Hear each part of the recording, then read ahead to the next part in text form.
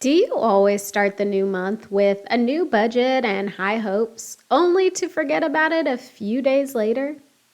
Is your problem sticking to the budget instead of creating it? Or maybe you have completely given up on the thought of a doable budget. If your current budget or budgeting process isn't working, it's probably time to give your old budget a makeover. In this episode, I'm sharing some powerful ways to revamp your budget and make it as effective as possible for you. Remember, a budget takes work, so commit to seeing it through and it'll become second nature in no time. So when it comes to revamping your budget, giving your budget a makeover, I think the most important thing to keep in mind is that you want to take it a month at a time. When we think about where we want to be, we sometimes forget the steps it takes to get there. I am guilty of this myself. If you focus on the destination and not the journey, and the same goes with the budget. So instead of creating a yearly budget or a budget that has no end date in sight, take it a month at a time. Every month is a new opportunity to start fresh. So start with a budget plan for the month ahead. Specify how much you should make for the month, what expenses are due during that month, and anything that may come up in the future that needs to be saved for now. I think when you take your budget a month at a time, you are, number one, being realistic with yourself and your money. And number two, you are putting yourself in a position to give yourself grace, right?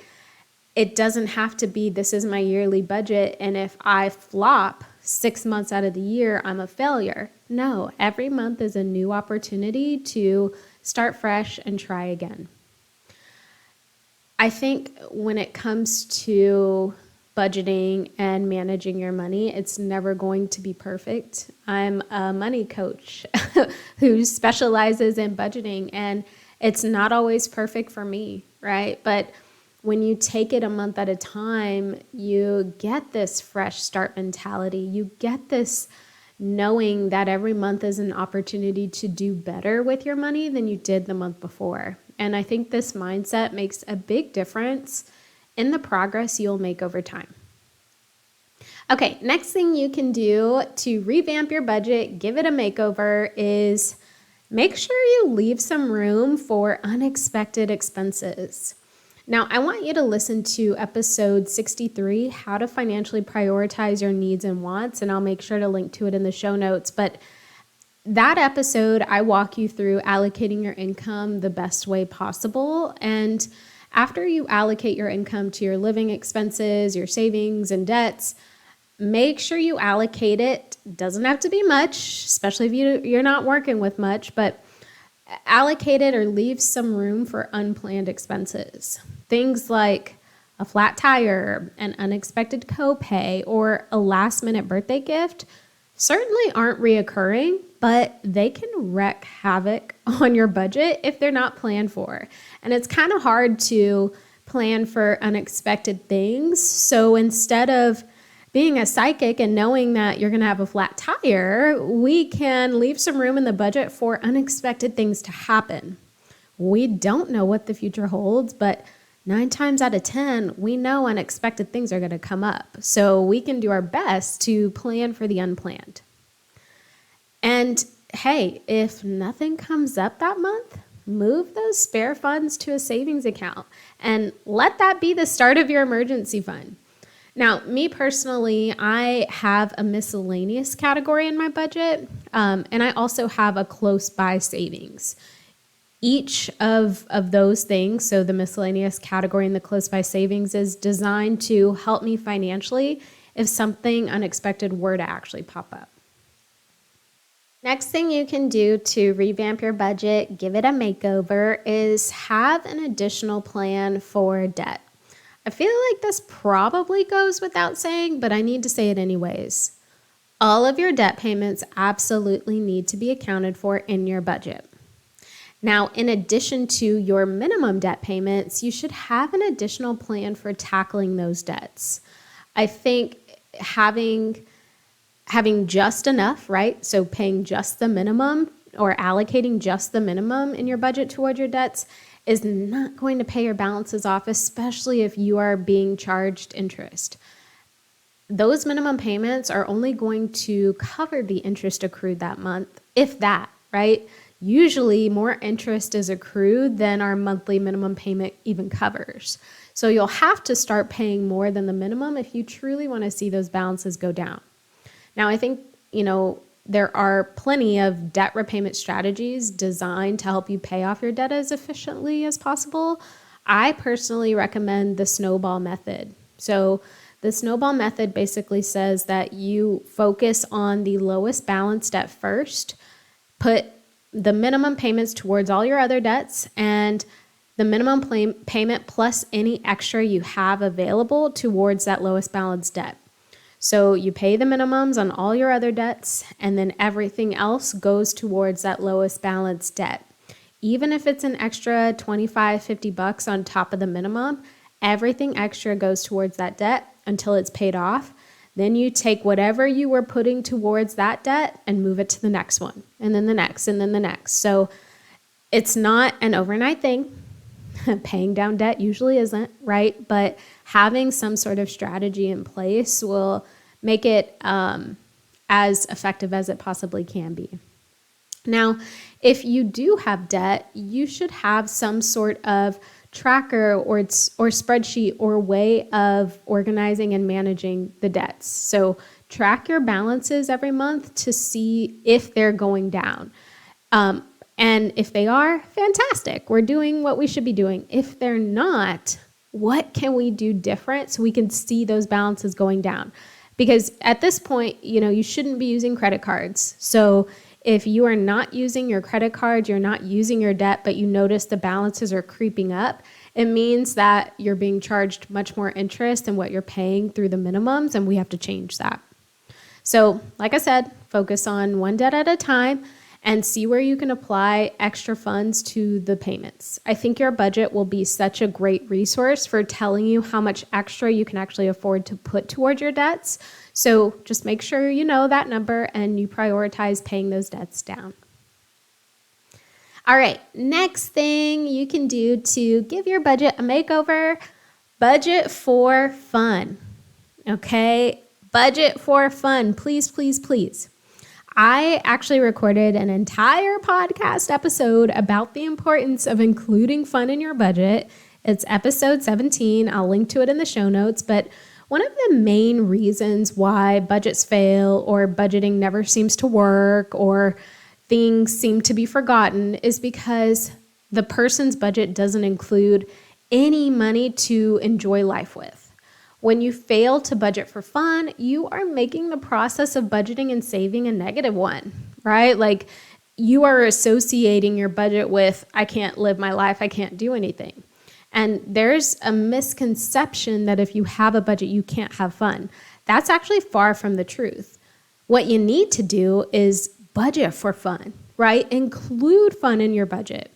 Realistically, of course, right? So realistically see how much you can afford to spend on shopping, dining out, or your monthly activities. Whether that amount is $20 or $200, just make sure you budget for it. And again, remember to be realistic. If you have $10,000 in credit card debt, it's not wise to allow yourself to spend $500 a month on food, fun, and shopping, but you're only paying the minimums on your credit cards. Okay, so I do want you to budget for fun, but I also want you to be realistic and know that it's okay to cut back a little on the fun so that you can get yourself out of debt or reach a financial goal. I promise you, there will be more time for fun later when that debt is done. Now, I know that cutting back your fun is probably not something you want to hear, but as a financial coach who is currently in your ear, I have to say it. Your present wants do not outweigh your future dreams and desires. I'm sorry, but they don't. Be okay with having fun on a little less so you can put more toward your goals or things that will help keep more money in your bank account in the future. All right, my final tip for you to give your budget a makeover is this: keep your budget close. So, when you are revamping your budget, when you are setting up this effective budget plan, I want you to always keep it close and refer to it often. I think another common reason why most people's budgets fail outside of forgetting the fun is they set the budget and then they forget about it. The budget is left in the dust and not to be thought about until the end of the month. Instead of doing that, I want you to have a plan to keep your budget close to you.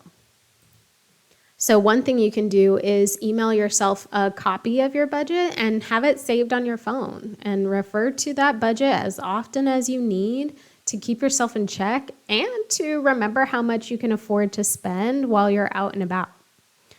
It's also a great idea to keep tabs on your spending to make sure you're not actually exceeding your budget limits. So have your budget on your phone, or track your spending in your phone and just compare it to the budget when you have a chance. But we want to make sure you're not exceeding the limits of the budget.